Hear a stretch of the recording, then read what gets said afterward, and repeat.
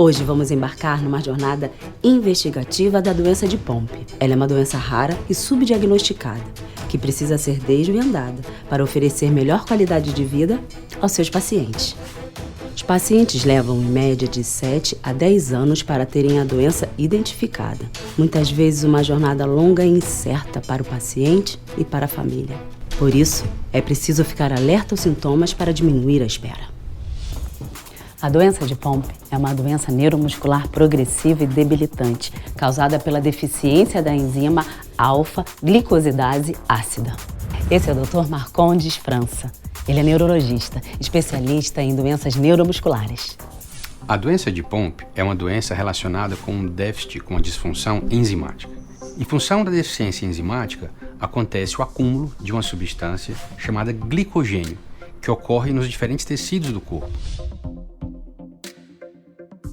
O glicogênio, que não é metabolizado em função da deficiência enzimática, se acumula nos lisossomos de diversos órgãos e tecidos, mas especialmente no tecido muscular esquelético. E isso leva a uma degeneração, a uma lise das fibras musculares, a um processo inflamatório e a um quadro de fibrose. E isso a longo prazo explica o quadro clínico que os pacientes apresentam de fraqueza muscular, de dispneia e de perda de funções motoras. Existem diferenças em relação à fisiopatologia da doença quando a gente compara a forma infantil e a forma tardia da doença. Na forma infantil, basicamente não existe produção da enzima. Com isso, o acúmulo de glicogênio ele é muito mais exuberante, ele é muito mais precoce e a evolução é muito mais rápida. E é isso que explica a gravidade do quadro na forma infantil. Na forma de início do adulto, ainda existe alguma atividade residual da enzima. E essa atividade residual faz com que o quadro clínico seja mais tardio, o acúmulo de glicogênio seja um pouco mais leve e o curso evolutivo um pouco mais lento. Essas diferenças, na verdade, estão relacionadas com o tipo de alteração genética e, por consequência, com a atividade residual da enzima. A causa da doença de Pompe é genética e inata, ou seja, o paciente já nasce com ela. Por isso, é possível que irmãos e irmãs sejam afetados. Portanto, é necessário investigar toda a família.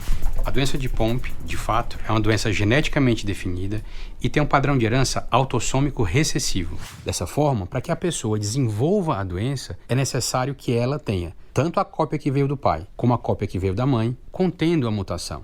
Um casal que tem um filho com a doença de Pompe, ele terá um risco de 25% de vir a ter a doença também em outro dos seus filhos. Sempre que a gente identifica um paciente portador de doença de Pompe, é fundamental orientar aquele casal, orientar aquela família sobre o risco de recorrência e, mais do que isso, realizar de maneira pormenorizada o heredograma ou histórico familiar na busca por eventuais outros indivíduos que também possam vir a ter sintomas típicos da doença.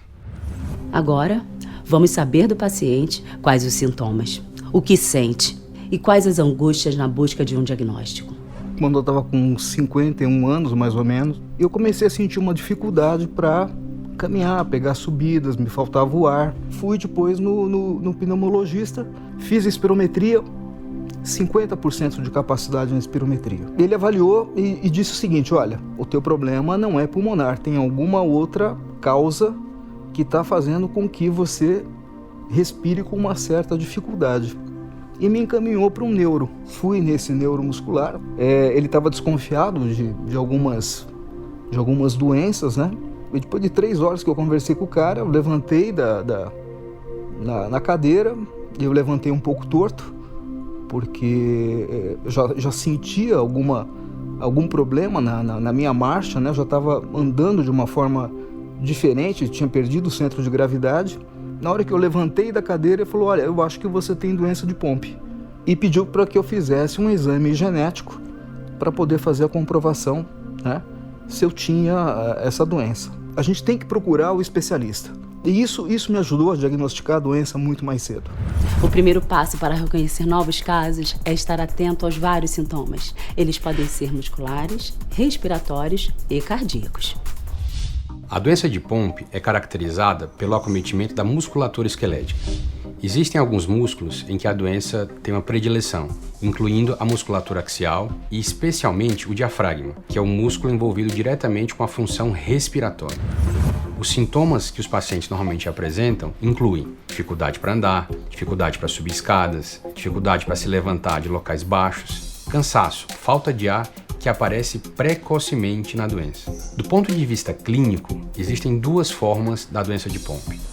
Uma que é mais comum, que é a chamada forma tardia, que se inicia habitualmente na adolescência ou na vida adulta. A doença tende a ter um curso que é lento, mas é progressivo e é inexorável. Em termos estatísticos, existem dados que colocam que a cada ano não tratado, esses pacientes eles têm uma chance de 13% de irem para a cadeira de roda e de 8% de precisarem de um suporte ventilatório. A forma infantil, ao contrário, é uma forma que é mais rara, mas é muito mais grave. Nesses pacientes, a doença se inicia geralmente no primeiro ano de vida e o que chama a atenção é o acometimento cardíaco. Então, é uma doença onde tanto a musculatura esquelética, de braços, de pernas e o diafragma, quanto a musculatura esquelética cardíaca são afetados. Por isso, são bebês que têm geralmente uma cardiomegalia muito importante, um déficit de função contrátil muito grave e dessa forma o curso é muito mais acentuado. O prognóstico é muito reservado e poucos bebês conseguem chegar ao final do primeiro ano de vida, caso não sejam adequadamente tratados. A doença de Pompe pode ser facilmente confundida com outras doenças neuromusculares. É preciso estar atento para identificá-la. Eu gostaria de ressaltar algumas formas que são mais comuns na prática clínica, como as distrofias musculares de cinturas, algumas miopatias inflamatórias, em especial a polimiosite, a atrofia muscular espinhal e, mais raramente, algumas outras formas de glicogenose. Existem algumas dicas que a gente deve estar sempre atento, como o padrão de herança, uma evolução atípica, uma má resposta ao tratamento, e esses todos devem ser fatores que devem ser levados em consideração e, nesse caso, suspeitar da doença de Pompe. Uma recomendação que a gente faz é que colegas que se deparam com esse tipo de paciente fiquem atentos e encaminhem para centro de referência onde o diagnóstico possa ser feito de uma maneira correta. Eu gostaria de ressaltar especialmente pneumologistas, reumatologistas e neurologistas, que são as áreas frequentemente procuradas por esses pacientes. É agora que começa de verdade a nossa investigação. Você já tem todas as pistas na mão. Será que existe um método eficaz para diagnosticar essa doença rara? A partir dos dados coletados na história, no exame físico e com a dosagem de CK, a gente tem os casos suspeitos de doença de Pompe. Os pacientes que têm hipersecaemia assintomática, insuficiência respiratória restritiva ou os pacientes que apresentam um quadro de fraqueza com padrão proximal ou distal. E então a gente deve partir para a investigação confirmatória desse diagnóstico. O primeiro exame solicitado, em geral, é o teste da gota seca. Nesse teste, a gente faz a coleta de uma amostra de sangue a partir da punção da polpa digital e com essa amostra de sangue realiza-se a quantificação da atividade da enzima alfa-glicosidase ácida. Um teste simples e que serve como triagem. Aqueles pacientes que têm a quantificação normal, o diagnóstico é descartado, e aqueles que têm a quantificação baixa, inferior ao valor de referência, são considerados pacientes de risco para a doença de Pompe. E para esses, deve-se proceder o exame diagnóstico confirmatório, que é o sequenciamento genético do gene GA.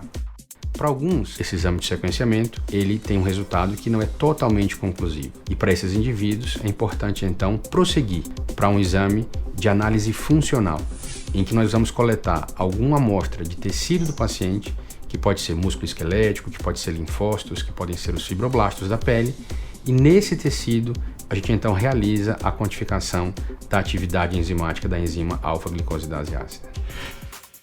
É nesse momento que toda jornada vale a pena. Ao identificar um caso, é a chance de iniciar o tratamento e tornar a vida de uma pessoa muito melhor. A doença de Pompe tem tratamento efetivo e aprovado no Brasil. Esse tratamento, ele se baseia na reposição, na colocação no corpo do paciente da enzima que ele não é capaz de produzir. Do ponto de vista clínico, os resultados desse tratamento são vistos com melhora de qualidade de vida, com ganho de funções que o paciente normalmente não conseguia fazer. É importante lembrar que os resultados do tratamento, eles são maiores quando introduzidos de forma precoce na doença. E é por essa razão que a gente tem que estar atento e procurar investigar pacientes suspeitos o mais rapidamente possível. A recomendação é que para todo paciente com sintomas que possam lembrar a doença de Pompe, que procurem especialistas que tenham conhecimento na doença e que possam realizar um diagnóstico precoce. Eu faço essa reposição enzimática a cada 15 dias. Me ajudou a recuperar nessa parte respiratória, a parte de locomoção e entender com o especialista o que eu podia fazer, o que eu tinha que me adaptar, né, a essa, vamos dizer assim, essa nova vida, para que eu tivesse um pouco mais de tivesse uma boa qualidade de vida. E fico feliz pela decisão que eu tomei, porque eu consigo ter uma vida praticamente normal hoje. Mais do que um recado para as pessoas que têm a doença, eu acho que tem que ser o recado dado para a sociedade médica entender e fazer o diagnóstico da forma correta. E com uma investigação melhor, com um diagnóstico melhor, a gente consegue detectar a doença de uma forma mais rápida. E a doença sendo detectada de uma forma mais rápida faz com que o paciente tenha uma qualidade de vida melhor. Nossa investigação termina aqui, mas continua na sua rotina. Como vimos, um simples exame de sangue pode diagnosticar essa doença que possui um tratamento. Esse é o Investiga Pompe.